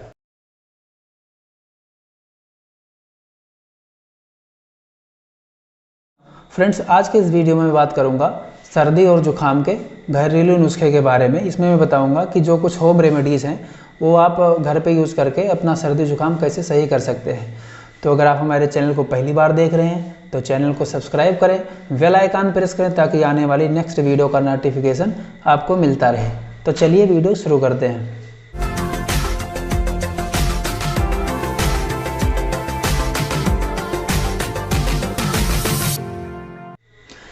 तो फ्रेंड्स, जैसा कि इस समय कोरोना के काल में सर्दी जुखाम अगर किसी व्यक्ति को हो जाता है तो वो काफ़ी परेशान हो जाता है, और डरना उसका स्वाभाविक है, क्योंकि किसी भी व्यक्ति को अगर जुखाम होता है, खांसी आने लगती है, और अगर वो किसी व्यक्ति के बीच में जाता है तो लोग उसे ओछी नज़र से देखते हैं कि कहीं ये कोरोना का पेशेंट तो नहीं है। तो आप बिल्कुल परेशान मत होइए। मैं आपको जो कुछ होम रेमेडीज़ बताऊँगा इसको आप प्रयोग करके और अपना सर्दी जुखाम खांसी इससे सही कर सकते हैं। सबसे पहले आप बड़ी हर्रे यानी कि हरड़ जिसे बोलते हैं तो उसका छिलका आप मुख में रख के चूस सकते हैं। इससे खांसी में काफ़ी आराम होता है। अगर जिसको सूखी खांसी आ रही हो, अगर वो बड़े हर्रे का छिलका मुख में रख के चूसता रहे तो इससे काफ़ी लाभ होता है। दूसरी चीज़ जो आप कर सकते हैं, बादाम लीजिए, 3 से 4 बादाम लीजिए, उसको शाम को भिगो दीजिए पानी में, सुबह उसको निकाल कर उसका छिलका निकाल लें, उसके बाद बारीक पीस लें। बारीक पीसने के बाद उसमें शहद मिलाकर दिन भर में 3 से 4 बार इसका सेवन करें। अगर आप इसका सेवन करते हैं तो इससे काफ़ी लाभ मिलता है आपकी खांसी में। और अगर आप कर सकते हैं तो अजवाइन का चूर्ण लीजिए, उसको गर्म पानी में डाल करके उसका सेवन करें, इससे भी खांसी में बहुत ही ज़्यादा लाभ मिलता है। इसके बाद आप प्रयोग कर सकते हैं काली मिर्च, लाल इलायची, अजवाइन, इसको आप पीसकर चूर्ण बना लें इसका। और चूर्ण बनाने के बाद शहद के साथ सुबह, दोपहर, शाम 3 बार अगर आप इसका सेवन करेंगे तो ये भी खांसी में बहुत ही ज़्यादा लाभ करती है। अगर आपको जुखाम रहता है, गले में खिचखिच रहता है, साथ में खांसी भी आती है, तो सबसे सिंपल आप अदरक का एक टुकड़ा लीजिए, मुख में रखिए और उसको धीरे धीरे चूसते रहिए। तो अगर आप ऐसा करेंगे तो ये भी आपके खांसी जुखाम में बहुत ज़्यादा लाभप्रद है। अगर आपको खांसी से बलगम आ रहा है तो उसमें मुलेठी 6 ग्राम लीजिए और 250 ग्राम दूध में इसको मिलाकर गर्म करें। गर्म करने के बाद इसको गुनगुना ही पिएं। इसको पीने से आपकी जो बलगम वाली खांसी है उसमें बहुत ही ज़्यादा लाभ करेगा। पिसी हल्दी 6 से 9 ग्राम आप 1 गिलास दूध में यानी कि 250 ml दूध में आप ले सकते हैं सोते टाइम। इसको अगर आप बराबर लेते रहेंगे तो आपकी इम्यूनिटी भी बूस्ट होगी, साथ में जुखाम खांसी में भी इसका बहुत ही ज़्यादा लाभ मिलेगा आपको। अगर आपका जुखाम सही नहीं हो रहा है तो इसमें आप 10 ग्राम नीम की पत्ती लीजिए, 5 से 6 ग्राम काली मिर्च लीजिए, दोनों को पीसकर, और उसके बाद इसका चने के बराबर इसका गोली बना लें, यानी कि चने के बराबर इसका टेबलेट बना लें और इसको दिन में 3 बार लें, सुबह, दोपहर, शाम। इससे आपके जुखाम में काफ़ी लाभ होगा। साथ ही में अगर आपका जुखाम सही नहीं हो रहा है तो अदरक का रस, पान के पत्ते का रस, इसको मिलाकर आप शहद मिलाकर शहद के साथ इसका सेवन करें, जिससे आपका जुखाम बहुत ही जल्दी सही होगा। तो ये तो रही होम रेमेडीज़ जिससे आप जुखाम खांसी आप सही कर सकते हैं। फिर भी अगर इन नुस्खों से आपको कोई प्रॉब्लम हो रही है या आपका सर्दी जुखाम सही नहीं हो रहा है तो आप हमें ईमेल कर सकते हैं। हमारी ईमेल आईडी है ayurvedicupchar.charak@gmail.com। आप हमें व्हाट्सएप भी कर सकते हैं। व्हाट्सएप का नंबर स्क्रीन पे आपके आ रहा होगा। और आशा करते हैं वीडियो पसंद आया होगा। पसंद आया हो तो वीडियो को लाइक करें, हमारे चैनल को सब्सक्राइब करें, बेल आइकन प्रेस करें ताकि आने वाली नेक्स्ट वीडियो का नोटिफिकेशन मिलता रहे। तो मिलते हैं नेक्स्ट वीडियो में, तब तक के लिए नमस्कार।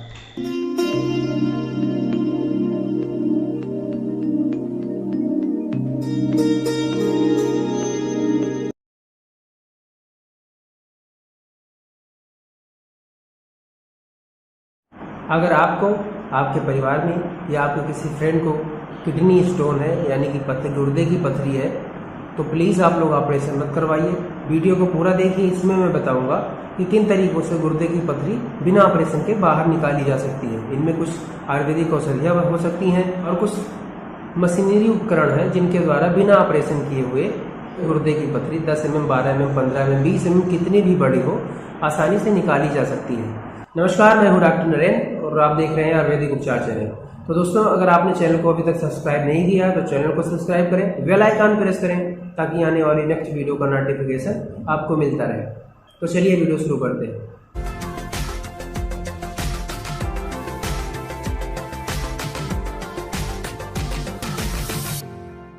फ्रेंड्स, अगर किसी को किडनी स्टोन है तो अगर आप किसी डॉक्टर के पास जाएंगे प्राइवेट हॉस्पिटल में तो अगर वो सर्जन है तो आपको यही राय देगा कि आप ऑपरेट करवा लीजिए, आपकी स्टोन बहुत बड़ी हो गई है, इसमें कोई चारा है नहीं। तो ऐसा बिल्कुल नहीं है। अगर आपको किडनी स्टोन है तो कदापि आप बिल्कुल ऑपरेट मत करवाइएगा, क्योंकि जिन व्यक्तियों को किडनी स्टोन होती है बार बार देखा गया है कि उनको होने के चांसेस काफ़ी अधिक रहते हैं। अगर आपने ऑपरेट करवाया, एक जगह करवा लिया और फिर दोबारा आपको किडनी में हुआ तो फिर कैसे क्या करेंगे, तो इसमें प्रॉब्लम आती है। तो प्लीज़ वीडियो को पूरा देखिएगा और इसमें मैं बताऊंगा कि कौन कौन सी विधि है जिससे आप निकलवा सकते हैं बिना ऑपरेट करवाए। और कुछ मेडिसिन भी हैं वो भी ले सकते हैं अगर आप नहीं निकलवाना चाह रहे हैं, क्योंकि वो कॉस्टली थोड़ा पड़ता है। तो इनमें सबसे पहले हम जानते हैं कि किडनी स्टोन होने के कारण कौन कौन से होते हैं। कारणों की बात करें तो गुर्दे की पथरी तब बनती है जब आपके मूत्र में क्रिस्टल बनाने वाले पदार्थ ज़्यादा हों, जैसे कि कैल्शियम, ऑक्सलेट और यूरिक एसिड। जिनके यूरिन में इन चीज़ों की अधिकता पाई जाती है, अक्सर देखा गया है कि किडनी स्टोन होने के चांसेस उन्हीं को ज़्यादा होते हैं। तो ये तो हुआ कारण। और अब बात करते हैं कि अगर किसी को किडनी स्टोन हो गई है तो सबसे पहले मैं बताऊंगा आयुर्वेदिक औषधियाँ जिनके द्वारा आप उसे यूज़ करके निकाल सकते हैं किडनी स्टोन को। उसके बाद भी बताऊंगा कि आप डायरेक्ट बिना किसी मेडिसिन के आप उसे निकलवा सकते हैं बिना ऑपरेट करवाए। तो आयुर्वेदिक औषधियों में त्रिविक्रम रस 5 ग्राम, यवक्षार 5 ग्राम, श्वेत तरपटी 5 ग्राम, गोक्षुराद गुग्गुल 5 ग्राम, हजरुल यहून पिस्टी या भस्म 5 ग्राम, इन सबको लेनी है और आपस में आपको मिक्स करके इसके 20 खुराक बनाने हैं। 20 खुराक बनाने के बाद गोक्षुर क्वाथ के साथ इसको सुबह, दोपहर, शाम 3 बार आपको इसको लेना है। इसको आप कंटिन्यू प्रयोग करते रहें, आपकी किडनी स्टोन धीरे धीरे करके एकदम गल के निकल जाएगी। इसी के साथ आपको नीरी सिरप मिल जाएगी आसानी से किसी भी मेडिकल शॉप पे, और ये आयुर्वेदिक सिरप है। आप 15 ml सुबह, 15 ml दोपहर, 15 ml शाम 3 बार इसे भी लीजिए। और इसके बाद चंद्र प्रभावटी 2 टैबलेट सुबह, 2 टैबलेट शाम। इन औषधियों के साथ साथ आपको पानी की मात्रा का अधिक सेवन करना है। आप जितना अधिक पानी पिएंगे उतनी ही जल्दी आपकी किडनी स्टोन निकलेगी।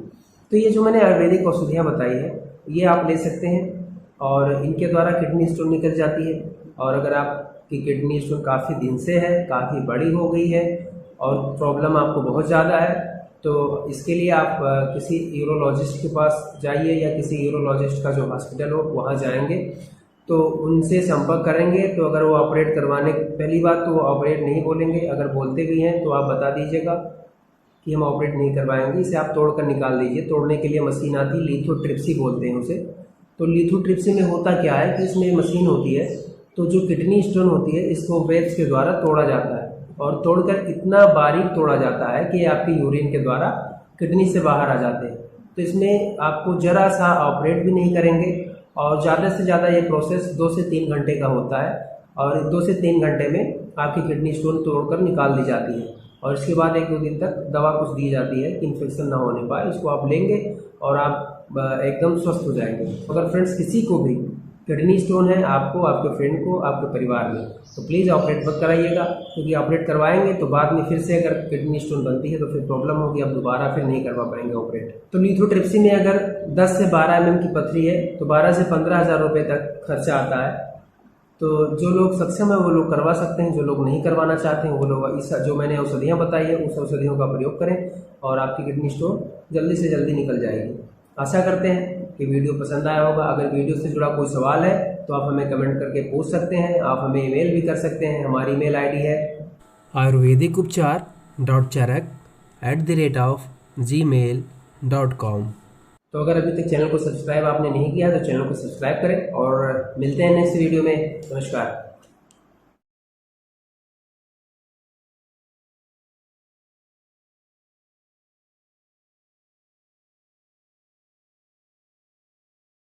नमस्कार, मैं डॉक्टर नरेंद्र आप सबका आयुर्वेदिक उपचार चैनल पर स्वागत करता हूं।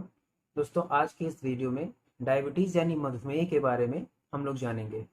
ये किस कारण से होता है, इसके लक्षण क्या क्या हैं और मधुमेह यानी डायबिटीज़ में प्रयोग होने वाली आयुर्वेदिक मेडिसिन कौन कौन सी होती हैं, इन सारी चीज़ों के बारे में इस वीडियो में चर्चा होगी। तो अगर आप हमारे चैनल को पहली बार देख रहे हैं तो चैनल को सब्सक्राइब करिए, बेल आइकन प्रेस करिए ताकि आने वाली नेक्स्ट वीडियो का नोटिफिकेशन आपको मिलता रहे।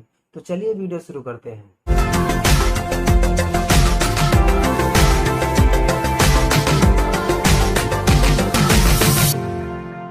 दोस्तों, डायबिटीज जिसे कुछ लोग शुगर भी बोलते हैं, कुछ लोग कहते भी हैं कि आपको शुगर है क्या। तो बहुत से लोगों को पता होता है और कुछ लोगों को नहीं पता होता है कि जो शुगर होता है ये सभी व्यक्तियों के शरीर में मौजूद होता है, जो अपने सामान्य स्थिति में होता है। जब यह अपने सामान्य लेवल से काफ़ी बढ़ जाता है तो हम कहते हैं कि उस व्यक्ति को डायबिटीज़ यानी कि मधुमेह हो गया है। तो आप लोगों के मन में सवाल होगा कि जब शुगर सभी लोगों के शरीर में होता है और नॉर्मल होता है तो ये किस कारण से शरीर में बढ़ जाता है। आधुनिक मेडिकल साइंस की भाषा में अगर कहें तो ये इंसुलिन की कमी की वजह से होता है।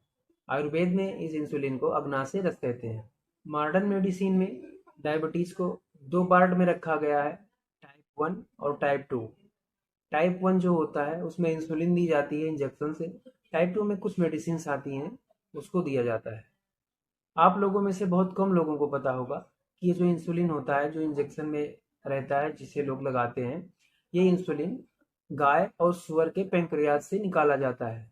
इसके प्रयोग करने से पेशाब में शुगर आना रुक तो जाता है, लेकिन जब ये दोबारा फिर से होता है तो बहुत उग्र रूप ले लेता है।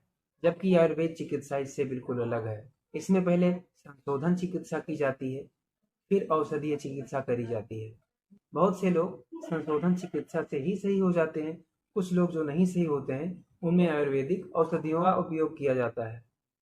तो दोस्तों, डायबिटीज़ में सबसे पहले जो सिम्टम्स होते हैं यानी कि जो लक्षण होते हैं ये हम जान लेते हैं। तो इसका जो सामान्य लक्षण होता है, इसमें मुख का बार बार सूखना, पेशाब का अधिक बार होना, शरीर में दर्द होना, भूख की मात्रा अधिक महसूस होना। कुछ लोगों को भूख कम महसूस होती है और कुछ लोगों को भूख बहुत लगती है। इसमें प्यास अधिक लगना, कुछ लोगों को बहुत ज़्यादा प्यास लगती है और कुछ लोगों को नहीं भी लगती है, लेकिन मोस्टली जो देखा गया है उसमें भूख ज़्यादा लगती है, प्यास ज़्यादा लगती है, मुख सूखेगा। और ये सारे जो लक्षण होते हैं इनसे पता चलता है कि व्यक्ति को डायबिटीज़ होने के चांसेस हैं।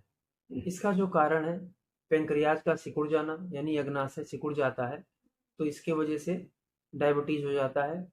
कोई भी एक्सरसाइज न करना, ज़्यादा से ज़्यादा आराम करना, मीठी वस्तुओं का ज़्यादा सेवन करना जो शरीर में कफ की वृद्धि करे, तो इन सब कारणों से मधुमेह यानी कि डायबिटीज़ होने के चांसेस काफ़ी बढ़ जाते हैं और इन्हीं कारणों से व्यक्ति के शरीर में मधुमेह होता है। तो मधुमेह में जो आयुर्वेदिक औषधियाँ प्रयोग होती हैं उनके बारे में मैं बता रहा हूँ, आप लोग इसको प्रयोग कर सकते हैं।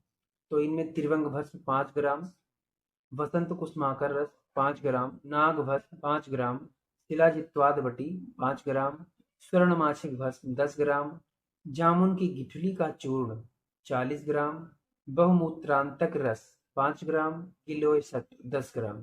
इन सारी चीज़ों को ले लीजिएगा। जो भस्म है वो भस्म टाइप रहेंगे, जो वटी हैं और जो रस हैं जिनमें कुछ गोलियां निकलेंगी उसको भी आप पीस कर और इन्हीं में मिक्स करने के बाद इसके 40 डोज बना लीजिएगा, यानी 40 पुड़िया बना लीजिएगा। और एक पुड़िया सुबह, एक पुड़िया शाम को आपको इससे नींबू स्वरस और शहद के साथ इसको खाना है। इसके बाद एक चूर्ण भी लेना है, न्योग्रोधाद चूर्ण, 3 ग्राम सुबह 3 ग्राम शाम को। और इसी के साथ अगर कुछ घरेलू उपाय वो भी करते रहें तो इसमें और अधिक लाभ होगा कि बेल के पत्ती का जूस और करेले का जूस, 10 ml करेले का जूस, 10 ml बेल के पत्ती का जूस, ये आप बराबर लेते रहिए दोनों टाइम सुबह और शाम। तो बहुत ही जल्दी आपका जो मधुमेह यानी डायबिटीज़ है वो धीरे धीरे करके एकदम सही हो जाएगा। और इसमें कुछ योग भी आते हैं जो आप करेंगे तो और भी ज़्यादा इसमें लाभ मिलेगा, जिसमें मयूरासन, कूर्मासन, पश्चिमात्तासन, ये सब आसन योग के हैं। अगर आप इसे करेंगे और साथ में मेडिसिन लेंगे, घरेलू उपाय जो मैंने बताया है उसको करते रहिए, तो आपका जो डायबिटीज़ है वो बहुत जल्दी सही होगा। और अगली वीडियो में जो हम बात करेंगे वो डायबिटीज़ में कौन कौन सी चीज़ें हैं खानी हैं, कौन कौन सी चीज़ें नहीं खानी हैं, इस विषय में पूरा चार्ट बनाकर मैं आपको बताऊंगा। तो अगर अभी तक आपने हमारे चैनल को सब्सक्राइब नहीं किया तो चैनल सब्सक्राइब करिए, बेल आइकन प्रेस करिए ताकि आने वाली नेक्स्ट वीडियो का नोटिफिकेशन आपको मिलता रहे। और अगर वीडियो से जुड़ा कोई सवाल है तो आप हमें कमेंट करके पूछ सकते हैं, आप हमें ईमेल द्वारा भी संपर्क कर सकते हैं। हमारी ईमेल आईडी है ayurvedikupchar.charak@gmail.com। आशा करते हैं वीडियो पसंद आया होगा। पसंद आया हो तो वीडियो को लाइक करिए और शेयर करिए। मिलते हैं नेक्स्ट वीडियो में। नमस्कार।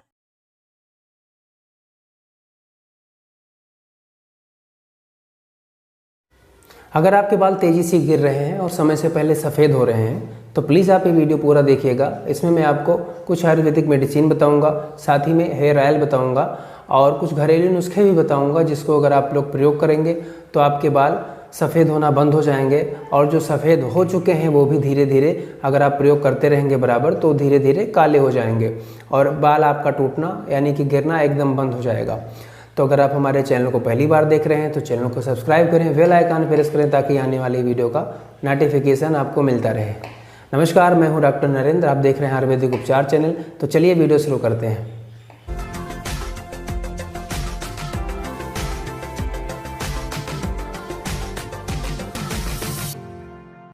तो फ्रेंड्स, सबसे पहले बात करते हैं कारणों की, यानी कि कौन कौन से कारण होते हैं हेयर फॉल होने के।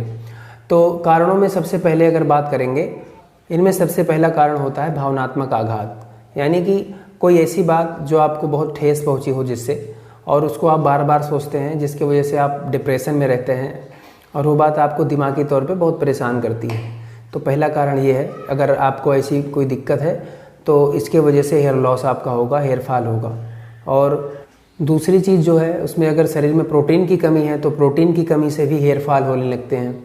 और महिलाओं में प्रेगनेंसी के दौरान भी हेयर फॉल होते हैं। और बालों के गिरने के अन्य कारण भी हो सकते हैं, उनमें एनीमिया, थायराइड आदि बीमारियां हो सकती हैं। ये कारण हुए बालों के गिरने के। और जो बालों के सफ़ेद होने का कारण है, तो बालों का जो सफ़ेद होना होता है इसमें हेयर पिगमेंट सेल होती हैं जो हमारे बालों को काला रंग देती हैं। तो ये समय के साथ साथ धीरे धीरे डेड हो जाती हैं, जिसके वजह से हमारे हेयर का कलर वाइट हो जाता है। और समय से अगर पहले ऐसा हो रहा है तो हेयर पिगमेंट सेल जो हैं वो डेड हो रही हैं। तो मैं जो आयुर्वेदिक मेडिसिन और जो हेयर ऑयल बताऊंगा, अगर आप इसका बराबर प्रयोग करते हैं तो जो हेयर पिगमेंट सेल होती हैं ये डेड नहीं होंगी और आपका बाल सफ़ेद जल्दी नहीं होगा। तो ये तो बात थी कारणों की। अब बात करते हैं मेडिसिन की। तो मेडिसिन को बताने से पहले मैं जो घरेलू नुस्खे बता रहा हूँ ये भी काफ़ी लाभदायक है। अगर आप इसका प्रयोग करेंगे दवाओं के साथ साथ तो दोगुना फ़ायदा होगा आपको। जो घरेलू नुस्खे में आप प्रयोग कर सकते हैं उनमें अपने डाइट में यानी कि अपने खाने में आंवले का प्रयोग ज़रूर करें। और आंवले का अगर डायरेक्ट प्रयोग नहीं कर सकते हैं तो आंवले का मुरब्बा ले सकते हैं, आंवले का अचार ले सकते हैं। किसी भी प्रकार से आप आंवले का प्रयोग करें खाने में। और जब सुबह उठे सोकर तो गर्म पानी में, 1 गिलास गर्म पानी में 15 ml आंवले का जूस ज़रूर पिएं सुबह सुबह। ये आपके आँखों के लिए, आपके बालों के लिए बहुत ही ज़्यादा लाभदायक है। और साथ ही में आंवले का चूर्ण मेहंदी की पत्तियों को लेकर साथ में पीसकर अगर बाल में लगाएंगे तो आपके बाल धीरे धीरे काले हो जाएंगे, गिरना बंद हो जाएंगे। जो एकदम गंजा हो, जिसके खोपड़ी में शीशे जैसी चमक हो, वो भी अपने बाल उगा सकता है। और वो जो घरेलू नुस्खा बता रहा हूँ साथ में ये प्रयोग करके और आयुर्वेदिक मेडिसिन को लेता रहेगा तो धीरे धीरे करके 3 महीने में बाल आने उसके शुरू हो जाएंगे। तो उस 5 कागजी नींबू लीजिए, 10 ग्राम कालमी सोरा, 10 ग्राम आंवले का पाउडर, ये नींबू के जूस में इसको मिलाकर और सर पे लगाना है। 2-3 घंटे लगाए रहे। लगाने के बाद इसको आप धुल लीजिए। भाई 3 महीने ऐसा करने से गंजापन दूर होने लगेगा, आपके बाल उगने लगेंगे। अब आप कहेंगे 3 महीने तो बहुत टाइम हुआ, तो भाई पत्थर से पेड़ उगाना आसान नहीं है। आप इसका प्रयोग करेंगे, आपको रिजल्ट मिलना चालू हो जाएगा 3 महीने में। आप इसका प्रयोग करें। साथ ही में जो मेडिसिन मैं बता रहा हूँ, भृंगराज आसव 15 ml सुबह और शाम, इसको पीना है आपको। और धात्री लो 375 mg सुबह और शाम, इसको लेना है। और जो हेयर ऑयल यूज करना है उसमें महाभृंगराज तेल और ब्राह्मी आंवला तेल, ये दोनों को लीजिए। आप बराबर मात्रा में दोनों तेलों को मिक्स करके सर में लगाएं, अच्छे से जड़ में लगाएं और बराबर ऐसा कंटिन्यू करते रहें। आपके बाल धीरे धीरे गिरना बंद हो जाएंगे। जो बाल पक चुके हैं वो काले होना शुरू हो जाएंगे। अगर आपके बाल असमय पके हैं तो। आशा करते हैं वीडियो आपको पसंद आया होगा। अगर पसंद आया हो तो वीडियो को लाइक करें, वीडियो को शेयर करें ताकि अन्य किसी को भी इसका लाभ मिल सके। और अगर अभी तक चैनल को सब्सक्राइब नहीं किए हैं तो चैनल को सब्सक्राइब करें। और वीडियो से जुड़ा किसी भी प्रकार का अगर सवाल है तो आप हमें कमेंट करके पूछ सकते हैं। आप हमें ईमेल भी कर सकते हैं। हमारी ईमेल आईडी है ayurvedikupchar.charak@gmail.com। और मिलते हैं नेक्स्ट वीडियो में। नमस्कार।